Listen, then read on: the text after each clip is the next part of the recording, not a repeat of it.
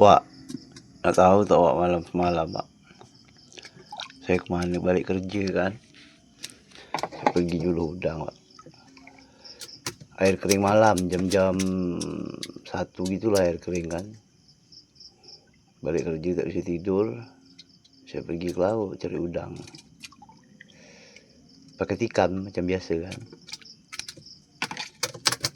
Jenis-jenis udang tu Wak. Dekat sini banyak udang tu Wak.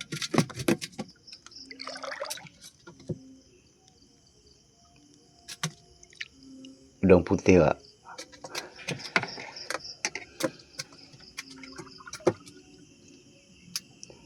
Pokoknya dekat sini nikam terus. Udang ni campur. Ada udang yang kecil, yang besar. Pokoknya selagi mata serampang tu ditikam dekat, habis diambil semua.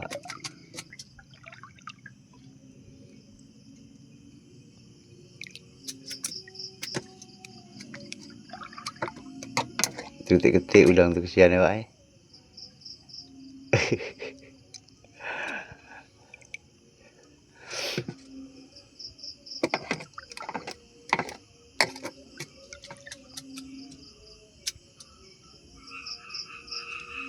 Cara kami dekat sini cari udang dia selain pakai jaring, pakai tikam ni Pak. Kalau pakai jaring tak bisa lagi.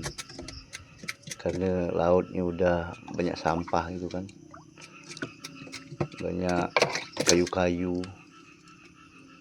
Jadi kalau pakai jaring itu kesian jaring. Pasti koyak gabak lah. Nanti lagi asyik-asyik dekat sini Pak, saya jumpa anak buaya Pak.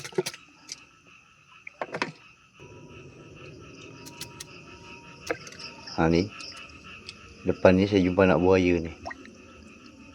Tak tahu ibu dia dekat mana. Yang jelas ada anak dia 1 ekor dekat sini ya.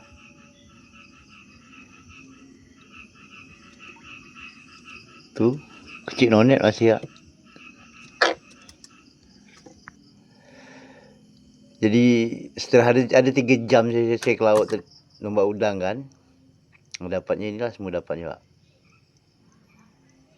Hasil yang saya dapat ini.